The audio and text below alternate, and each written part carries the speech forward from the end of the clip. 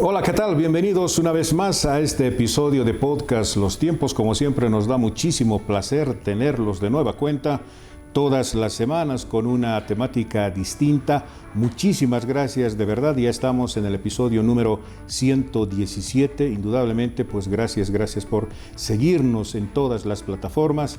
Estamos en Spotify, en YouTube, en Facebook, pero también en la página web del periódico Los Tiempos, www.lostiempos.com. Si le gusta este contenido, por favor dele like, suscríbase, comente, pero también active la campanita para que le alerte de un episodio nuevo. Bueno, hoy tenemos un invitado, pero realmente monumental y especial, diría yo, porque por varias razones, porque indudablemente los que hemos seguido el trabajo y la obra de este maestro, verdadero maestro de la música y obviamente de nuestro país, es realmente impresionante. Yo estoy muy contento porque pues, ha aceptado estar en podcast, nos ha hecho el favor de venir hasta nuestro estudio de Los Tiempos para dialogar de toda esa su obra monumental, pero también para hablar de una manera abierta e informal con el maestro.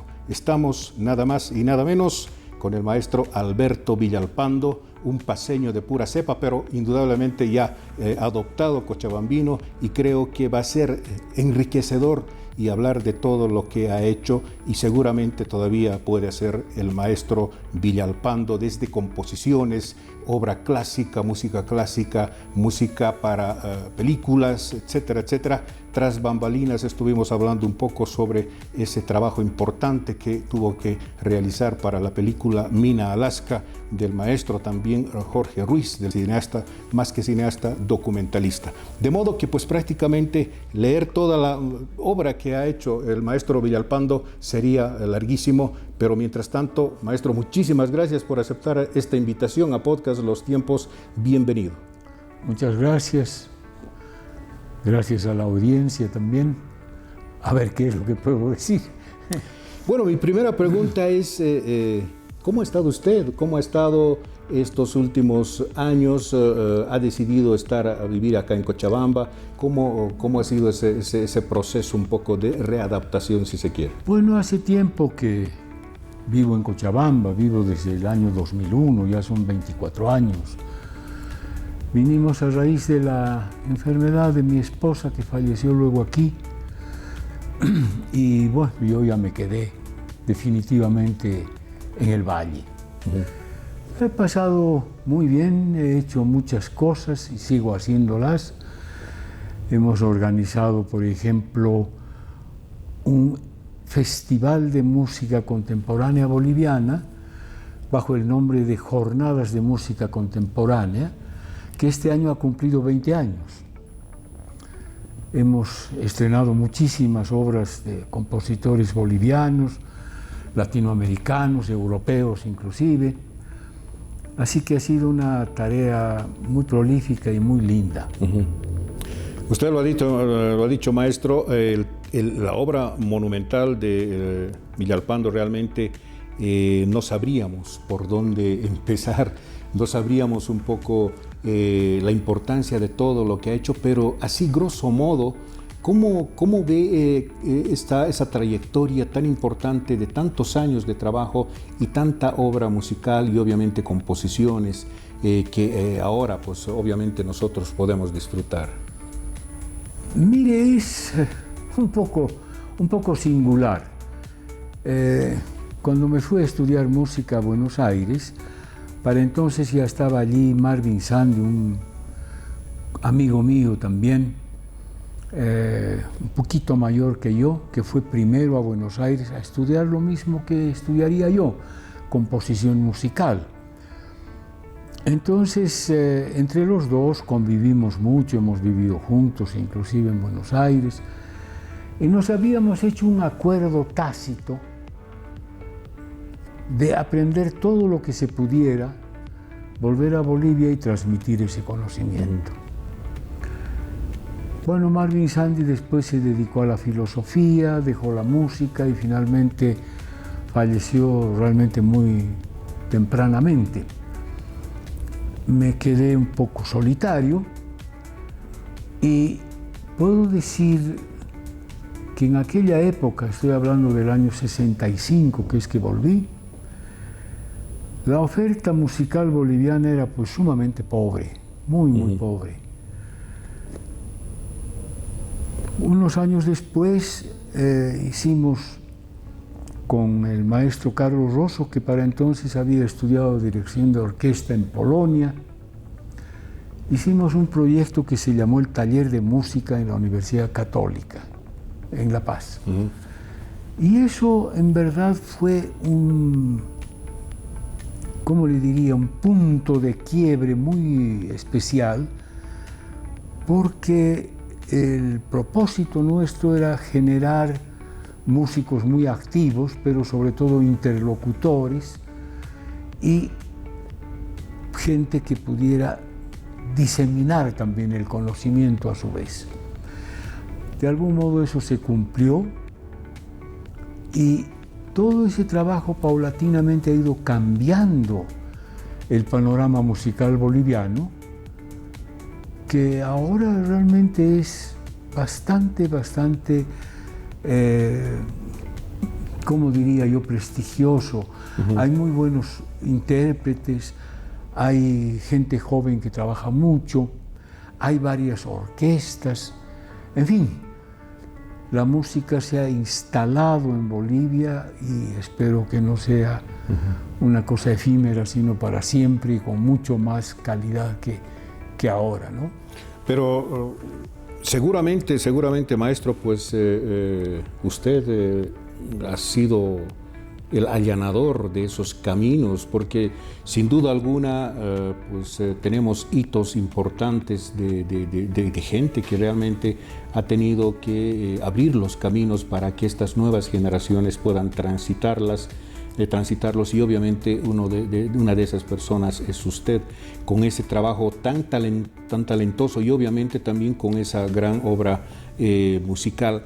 Mi pregunta es, ¿en qué momento usted se da cuenta que tiene que hacer ese trabajo? Es decir, ¿en qué momento usted dice, yo me voy a dedicar el resto de mi vida a componer, a hacer música y obviamente a contribuir desinteresadamente a mi país? Mire, son más o menos dos preguntas. La vocación musical me advino desde muy niño. Quise ser músico y, bueno, con el tiempo lo fui, evidentemente. Eso, por supuesto. Y eso me llevó a mí a perfilar un carácter musical, una obra que pudiera ser diferenciada, porque en el periodo de los años 60, que es donde hay un fervor enorme por un lenguaje novedoso en Europa sobre todo, la música, si bien era técnicamente con un lenguaje transformador, yo la sentía un poco igual, bastante uniforme, con muy pocas personalidades que destacaran. Entonces yo me preocupé mucho por ver cómo podía lograr un lenguaje particularizado, un lenguaje que fuera mío.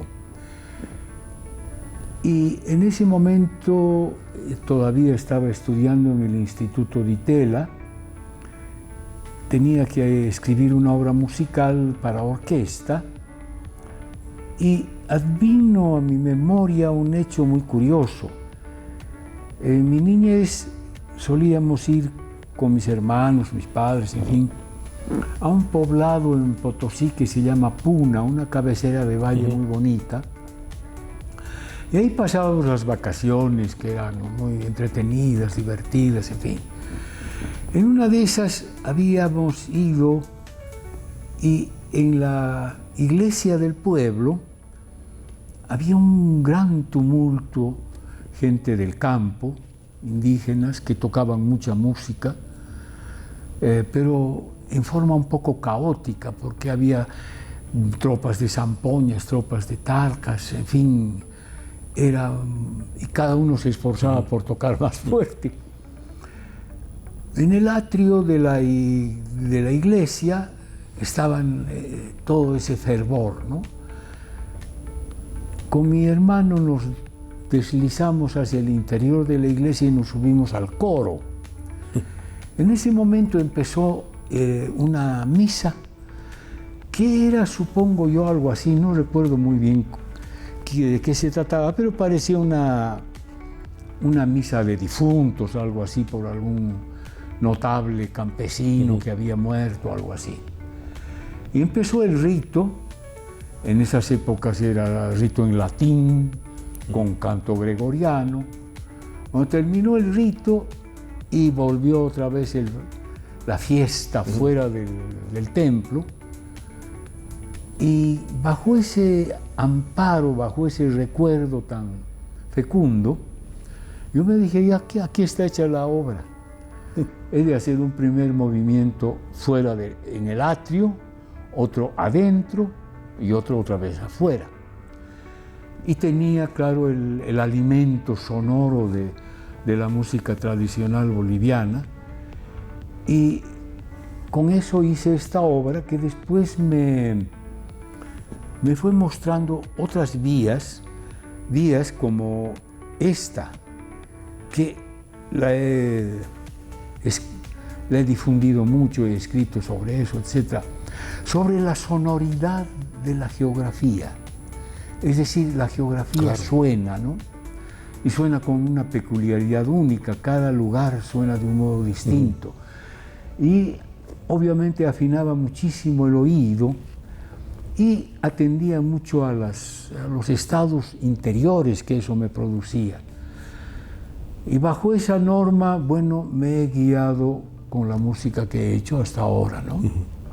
Ahora, obviamente, dentro del trabajo de su obra, particularmente de lo que ha significado sus composiciones, etcétera, etcétera, ¿no cree usted que no es suficiente tener una formación musical, sino más bien también una sensibilidad? Todo lo que usted acaba de narrar indudablemente responde a una sensibilidad humana, es decir, poder abstraer una realidad determinada y plasmarla en una obra. Bueno, indiscutiblemente hace falta un toque de sensibilidad para poder percibir estas cosas, ¿no? No creo. Sin embargo, mire, yo creo que la gente un poco instintivamente inclusive percibe eso. Lo que pasa es que no sabe cómo plasmarlo. Claro, correcto. ¿No? Entonces, encontrar la vía para poder transmitir eso sí es parte del oficio y parte ya de la vocación musical, del mayor o menor talento que uno pueda tener, y hacer una obra de arte, ¿no? Entonces, esa es la vía. Pero su pregunta tenía una segunda parte, es decir, cómo allanar y cómo proceder para que otras personas pudieran hollar esa misma senda, ¿no? Y en ese orden sí, yo he tenido una vocación muy grande por enseñar. Sigo enseñando. Entonces, esa fue la meta que nos habíamos fijado con Marvin Sandy, tal cual le conté. Y eso es lo que he hecho con mucho fervor, ¿no? A lo largo de los años y obviamente a lo largo de todas las composiciones que usted ha hecho y ha aportado de una manera fehaciente a nuestro país, porque indudablemente, discúlpeme, maestro, que sea reiterativo en este tema, pero es así, es decir, solamente imaginarnos el trabajo que usted ha hecho. Para los que realmente han estado siguiendo a usted o el trabajo, es monumental. ¿Cómo ha combinado o combina esa parte de creación y de creación musical con respecto a esta nuestra realidad boliviana? Porque obviamente cuando usted empezó, pues había una realidad determinada y el transcurso del tiempo también le ha hecho ver distintas realidades hasta aterrizar en esta realidad actual. ¿Su trabajo lineal, digamos, su línea de composición ha variado en algo o siempre se ha mantenido una línea? No, ha variado. Yo nunca he sido un militante fanático, digamos, de tal o cual tendencia musical dentro de los lenguajes del siglo XX. Me he dado siempre mucha,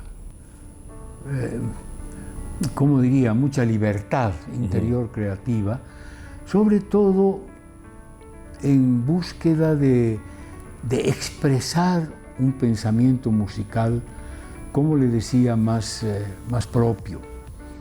Yo he sido, digamos, hasta el año 90 y algo, muy militante, si se quiere, de la música de vanguardia, del mundo de los años finales del siglo XX.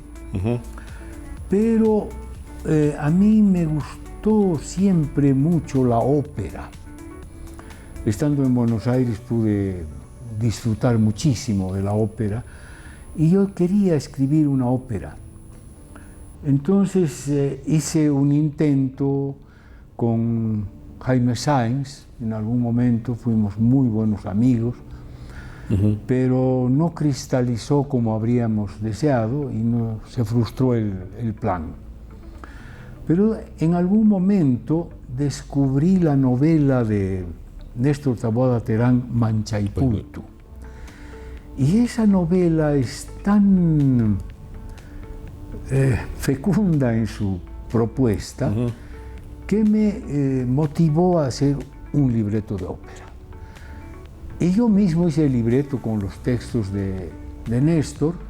Después le mostré a él el texto, lo vimos, me ayudó a conseguir algunas cosas que necesitaba, un par de textos en quechua, etc. Y escribí la novela, escribí la ópera. El asunto es que cuando me puse a escribir la ópera, ver a un sacerdote indígena cantando en forma atonal o lo que fuera dentro de las líneas vanguardistas de aquella época, me parecía un despropósito. Mi sensibilidad me mostraba otra vía y sin mucho pensarlo cambié mi lenguaje y me puse en un término un poco dando un retroceso, mirando hacia atrás, cosa que ha ocurrido a partir de los años 80. Yo escribí el año 90, del 92 al 95 escribí la ópera, tomó unos 3 años escribirla y se estrenó justamente a fines del año 95. Entonces, estos giros y regiros que he tenido en mi lenguaje nunca me han producido conflicto ni digamos, un arrepentimiento, ni mucho menos. Me ha parecido oportuno cambiar, he cambiado, en fin. Porque entre otras cosas, maestro, pues ha tenido, digamos, un trabajo bastante versátil, ¿no? Porque incluso ha experimentado con música electroacústica. Exacto, sí, yo me he acercado a todo lo que he podido. Qué bien. ¿No? Con mucha versatilidad, como usted lo dice, y con mucha apertura también, ¿no? El trabajo artístico es así, pues creo yo firmemente en que la libertad del creador es fundamental. Claro. ¿no? Entre otras cosas, el arte es libre, ¿no? Claro. Y obviamente también la música, porque yo pienso que es una especie de seducción que hace que prácticamente no exista ningún tipo de barreras, porque creo, o sea, en mi modesto conocimiento, digamos, de lo que significa poder admirar la música, si uno se crease barreras o de alguna manera ser un poco ortodoxo, ¿no? un poco dogmático, también un poco como que se le cierra el campo de acción, ¿no? Claro, justamente uno queda cercado por su propia digamos, por su propio fanatismo, diría yo. Hace años conocí a Arturo Oría, es un filósofo que había estudiado en Alemania, un filósofo boliviano, y hicimos una amistad muy curiosa, muy respetuosa. Y en algún momento él me preguntó y me dijo, ¿qué es lo que a un artista lo lleva a porfiar de tal manera que quiere lograr algo y finalmente lo consigue? Yo le dije que para mí era simplemente una necesidad profunda. Él me dijo que su profesor de filosofía en Alemania, donde estudió él, había abordado esta problemática y llegó a la conclusión de que era el fanatismo. Entonces, por eso mencioné el término fanatismo, porque está bien ser fanático con el espíritu creativo, romper con todo lo que se pueda a fin de poder hacer algo, pero no con los medios ni con los lenguajes. Claro. Es decir, ahí tiene que darse uno toda la libertad que se requiere para hacer arte, ¿no? ¿Existe la perfección, maestro? Mire, no sé si existe la perfección, yo creo que sí, pero... O cuando menos hay que buscar la perfección. Yo suelo decirles alguna vez a mis alumnos, les digo, no sean chambones, exíjanse, háganlo lo mejor que puedan, ¿no? Claro. Esto se puede perfeccionar mucho todavía. Entonces hay también una cierta, ¿cómo diría yo? Una cierta indolencia, una cierta pereza también quizá de no trabajar lo necesario para lograr lo mejor que se pueda, ¿no? O sea, siempre pensar que se puede hacer mejor, ¿no? Siempre. Hay una historia que en ese orden a mí me conmueve mucho. Es un pintor medieval que está haciendo un tríptico. Termina el tríptico, cierra las dos puertitas laterales y pinta también el frente del tríptico. Y había otro curita por ahí que lo miraba. Finalmente, cuando termina de pintar las dos puertitas, da la vuelta el cuadro y empieza a pintarlo de atrás, lo que va a estar contra la pared. Y viene el curita y le dice, oye, pero ¿para qué estás pintando esto si nadie ve? Le dice, no, Dios ve. Y ese espíritu de perfección es el que es hermoso. Claro, correcto, ¿no? exacto. Es lo que no se ve, lo que no se podría ver, pero... Exacto, pero yo quiero hacerlo lo mejor que se pueda, ¿no es cierto? Incluso lo que no se ve. Eso. Qué genial, me parece una referencia muy interesante. Sí, muy linda. Me gustaría así, muy resumido, que nos cuente, maestro, cómo ha sido esa convivencia con Jaime Sáenz, porque indudablemente Sáenz ha sido también otro puntal importante desde el punto de vista de la literatura en nuestro medio, pero no solamente en Bolivia, sino también un personaje universal. Claro. Desde el punto de vista de la obra literaria. ¿Cómo ha sido esa convivencia? Porque me intriga saber, porque indudablemente, pues, para los que nos gusta Jaime Sáenz, siempre tenemos un estereotipo de un Jaime Sáenz un poco, digamos, muy reservado, ¿no?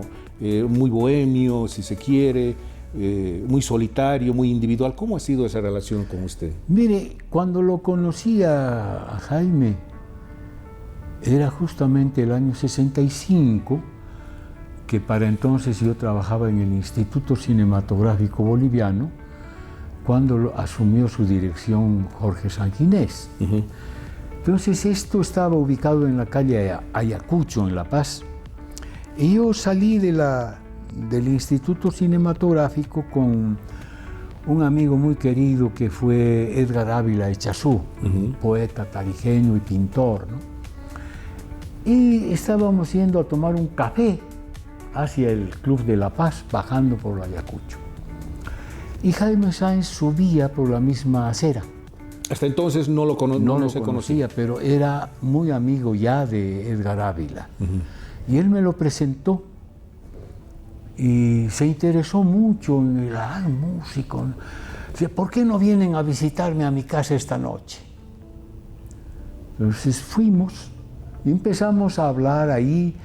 Yo les comenté de las cosas de la música actual, e inclusive porque vivía muy cerquita, aún no más de una cuadra vivía de la casa de Jaime Sáenz. Fui a traer una grabadora y les hice oír una obra mía que se había tocado en Buenos Aires, etc. Y como si fuese una cosa dada con anterioridad, se estableció una amistad muy cálida y muy rica entre los dos. Teníamos gustos literarios similares, yo soy un muy buen lector, entonces él me leía muchas de sus cosas, me leyó Felipe Delgado, me leyó este libro que después le ha llamado Los papeles de Narciso Lima Achá, que en su original se llamaba La identidad, así me lo leyó, muchos de sus poemas, en fin. Hicimos una gran relación. Así es como surgió la idea que comenté antes de la ópera, ¿no? Pero Jaime era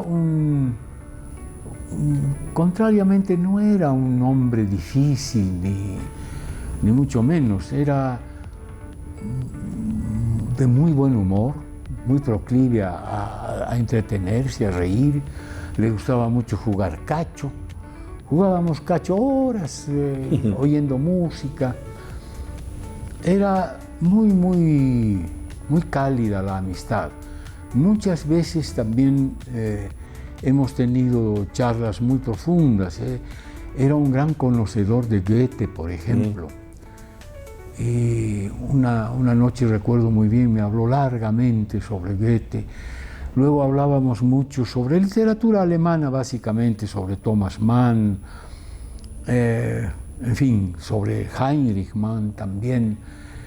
Entonces, yo pasaba realmente horas fantásticas en compañía de él.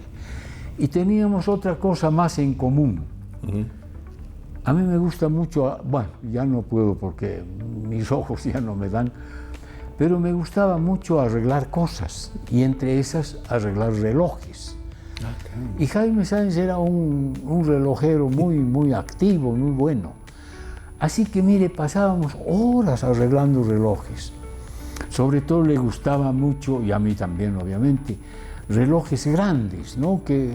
Un reloj de pulsera, no muy chiquitito, pero un reloj de mesa, por ejemplo, que la máquina es grande.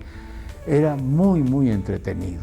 Pasábamos muy Además bien. que aquí me hace recuerdo de un pasaje importante en la literatura. El reloj no es un simple objeto, es decir, marca el tiempo, Claro. ¿no? El tiempo y obviamente, pues, digamos, el transcurso de un personaje, de una persona, radica una gran parte de su esencia en el tiempo. En el tiempo. ¿No? O sea, el tiempo puede ser un esclavo, pero también puede ser un factor de liberación, ¿no? Sí, sin duda. ¿Cómo que hasta ahora no saben qué es el tiempo, no? Claro. Es un fenómeno muy curioso el tiempo. Claro. Yo me he preguntado muchas veces, he reflexionado, diré más bien, sobre el tiempo. Tiene esta facultad extraña de expandirse o de contraerse, ¿no? Si uno pasa un momento muy divertido, entretenido, ameno, el tiempo se contrae.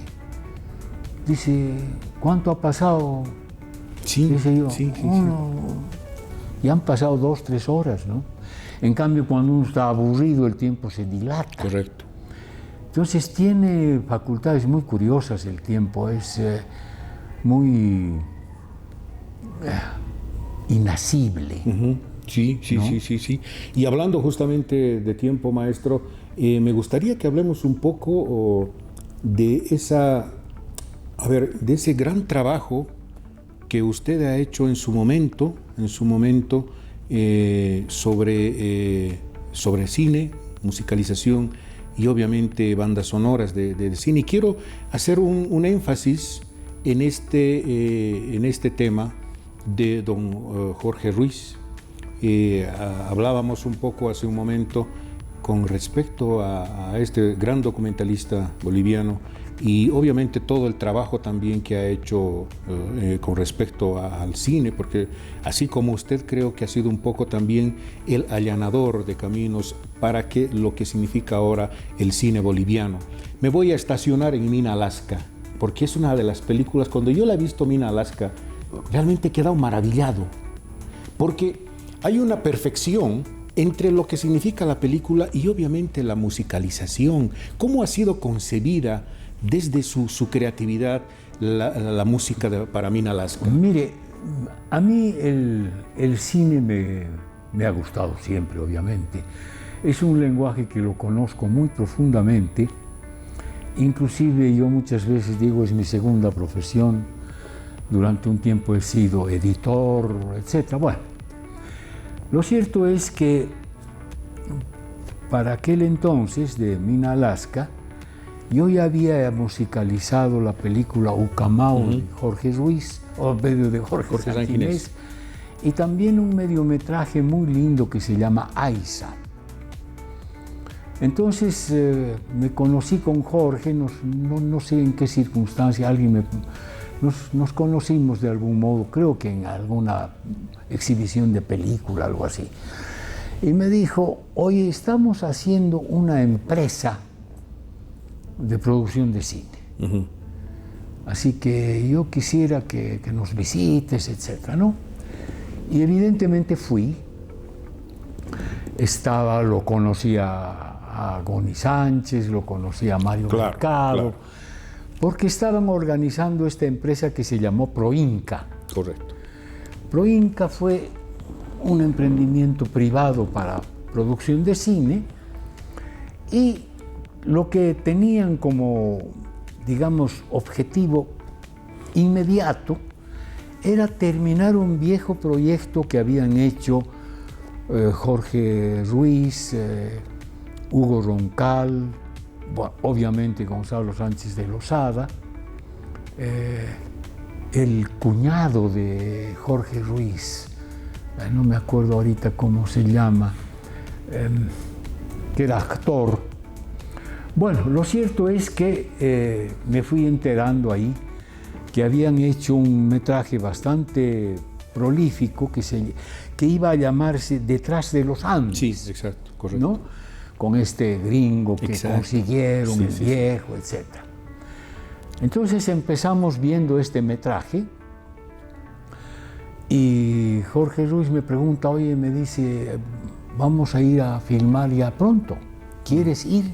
Yo le dije, claro que quiero ir. A mí me interesa mucho ver el fenómeno de la producción de la película, claro, porque ahí uno se va empapando de la sustancia de la película, ¿no? Entonces, bueno, en Buenos Aires yo en el mismo Instituto de Itela habíamos tenido varios seminarios de sonido, conocía muy bien el fenómeno de la grabación, así que me dieron una grabadorita también para grabar ambientes, grabar todo ese tipo de sonidos auxiliares que necesitaba el cine en esa época, ¿no? Ahora hay bancos, hay de todo, pero en esa época había que grabar del natural. Entonces me fui a Yungas, donde se filmó la parte segunda de Mina, Alaska, y pasamos muy lindo, una filmación muy curiosa porque el panorama se mostraba un poco hostil. Se necesitaba mucha continuidad de luz de sol y todos los días aparecían nublados. Entonces nos quedábamos sin poder trabajar, pues, sentados ahí tomando alguna cerveza, jugando cacho, naipes, ajedrez también jugábamos. Pero hicimos una una amistad muy grata con el equipo. Claro, porque entre otras cosas, perdón que le corte, maestro, había un elenco impresionante. Claro, estaba Mónica Ertl ahí, claro. Estaba Smith y obviamente, pues, imagínese Sí. usted musicalizando a Alberto Villalpando. Entonces era muy, muy bonito estar ahí. Creo que eso beneficia siempre a la producción musical de una película. Entonces, debía haber estado muy inspirado, pero la película, por otra parte, me gustó mucho. Sí. Yo soy un poco reacio a las películas de contenido político, sí, como en el caso del cine de Jorge Ruiz, de Jorge Sanginés, por ejemplo, ¿no? A mí Mina Alaska me parecía una historia fresca, una historia abierta, grata, para entretener. Sí. Entonces yo quería de algún modo que la música también entretuviera, que sea Claro. amable, que invite a disfrutar de la Claro, película. pero, a ¿no? ver, ¿no cree usted, maestro, que esa época ha sido, yo diría, el puntal atemporal, digamos? Porque imagínese usted, entre los documentales de Jorge Ruiz, obviamente Mina Alaska, La Vertiente, un poquito de diversificación económica, Vuelve Sebastiana, por ejemplo, y en este caso Mina Alaska con una composición exclusivamente para la película, a mí me parece de lo más grandioso y además a destiempo, porque en esa época pensar, digamos, en hacer una composición musical original, una banda sonora original de la película, con todo lo que implicaba el trabajo, me parece excepcional, ¿no? Sí, pero Jorge Ruiz en ese orden se las sabía todas. Cuando hizo La Vertiente, él tomó los servicios de un compositor argentino. Él quería que la banda sonora sea una cosa original para una película determinada, ¿no? No una cosa que se pudiera resolver con música de stock o lo que fuera. Claro. Entonces, la ventaja en gran medida también con Jorge Ruiz es que sabía muy bien qué es lo que quería, como, digamos, ambiente sonoro, musical, ¿no? Entonces nos entendimos muy bien y obviamente esta empresa tenía solvencia económica y nos fuimos a Buenos Aires a grabar la música. Wow. ¿No? Porque era un orquestón el que quería él, y yo le dije, te hago una música. Y nos fuimos a Buenos Aires a grabar.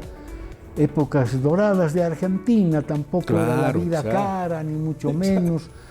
Entonces la música no salió como suelen ser unos montos horrendos, ¿no?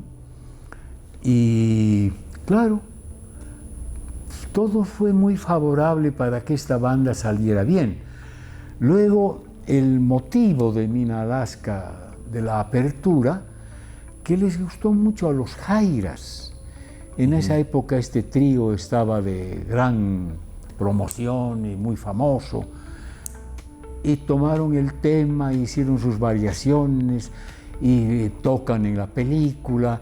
Entonces todo fue muy, ¿cómo diría?, muy coincidente para que la cosa saliera lo mejor posible. Claro, y esto me da pie a mi próxima pregunta.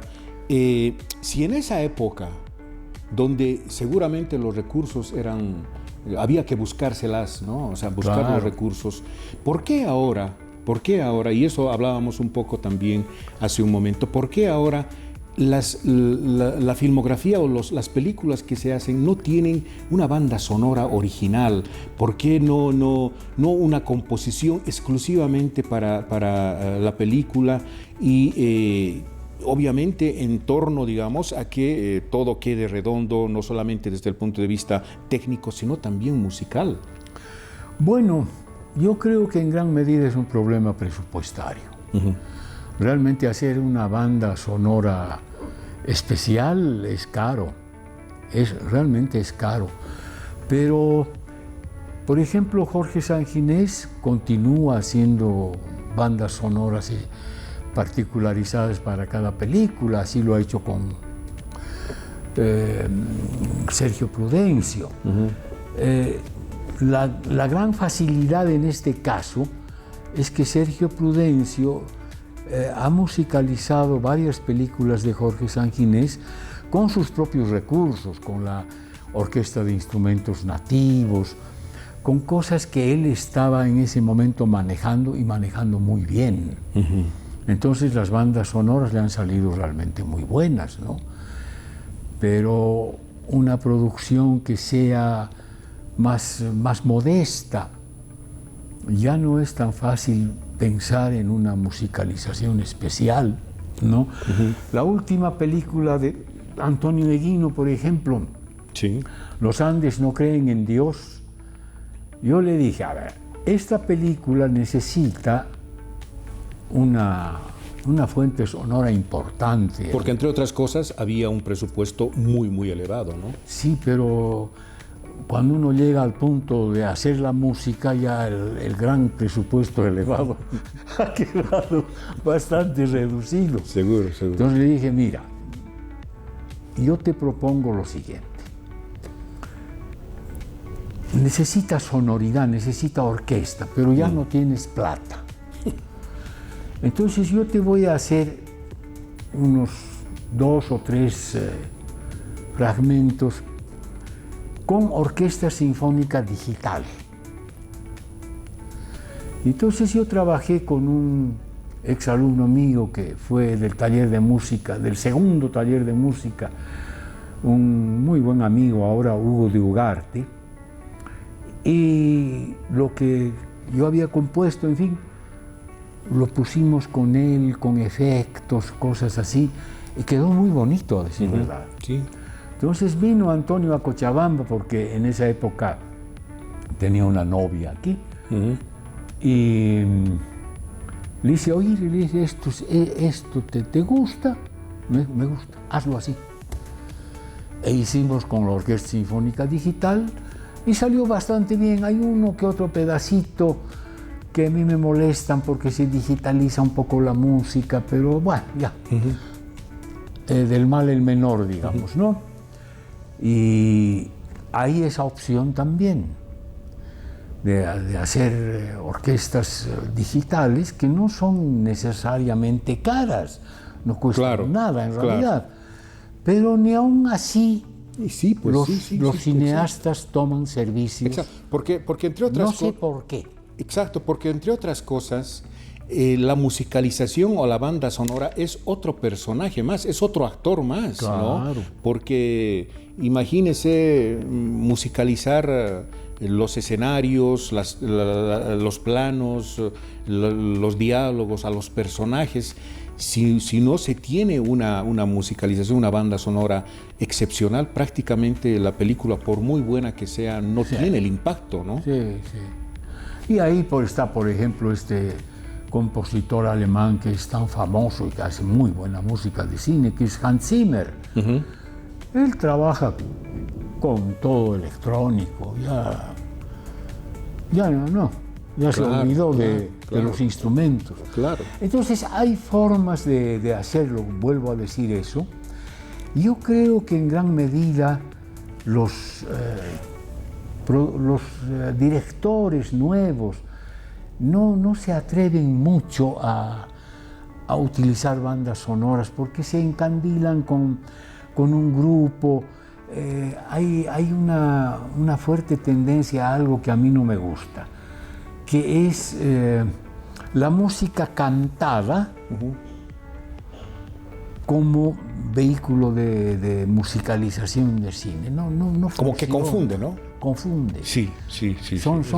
Son situaciones psicológicas distintas. Claro, ¿no? claro. O de alguna manera la música cantada puede tener más protagonismo que la misma película. Es lo que generalmente pasa. Claro, exacto. Entonces, la película se deprime, ¿no? Correcto, exacto. Sí. Eso es un poco lo que ha sucedido también con Ennio Morricone, por ejemplo, ¿no? Es decir, no podríamos, digamos, pensar en otro tipo de composición, en el western spaghetti, por ejemplo, esas composiciones o la musicalización en las películas clásicas italianas, ¿no? Claro, no, la gran película de...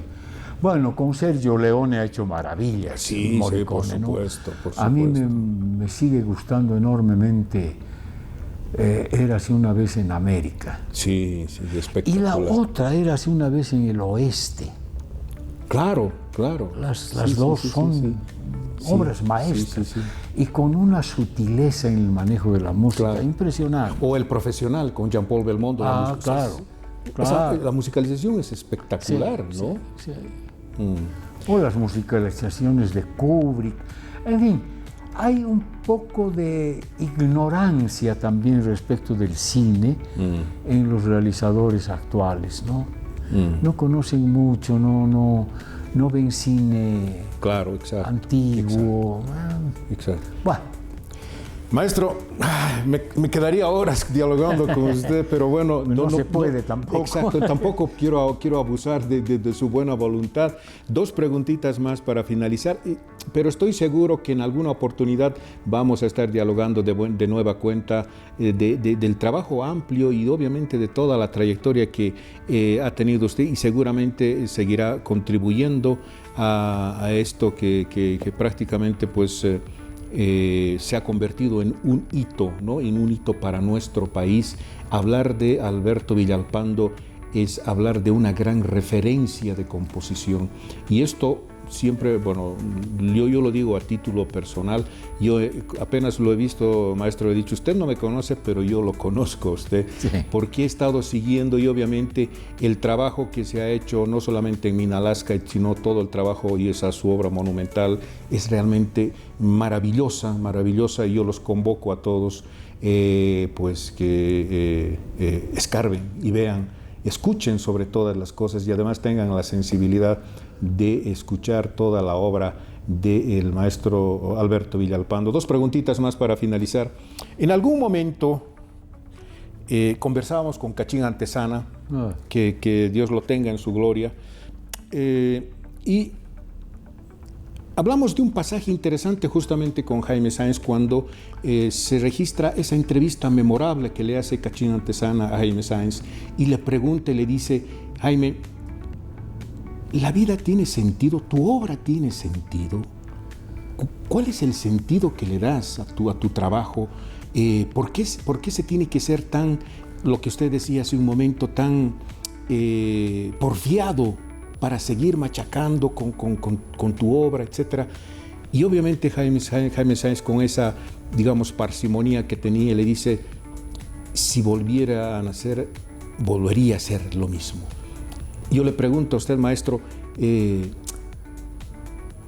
sentido tiene la vida? ¿Qué sentido tiene el haber transitado tantas épocas, tantos pasajes, tantos hitos históricos y ver toda su obra reflejada en todo lo que se ha hecho desde un retrovisor? ¿Y qué sentido le da todo eso?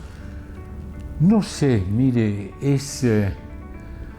para mí componer es una cosa muy linda. Disfruto como ninguno. Me siento feliz. No soy un músico agobiado por la angustia. Yo estoy feliz componiendo. En ese sentido, por ejemplo, conversábamos mucho con Jaime Sáenz justamente, porque el trabajo con el lenguaje es distinto.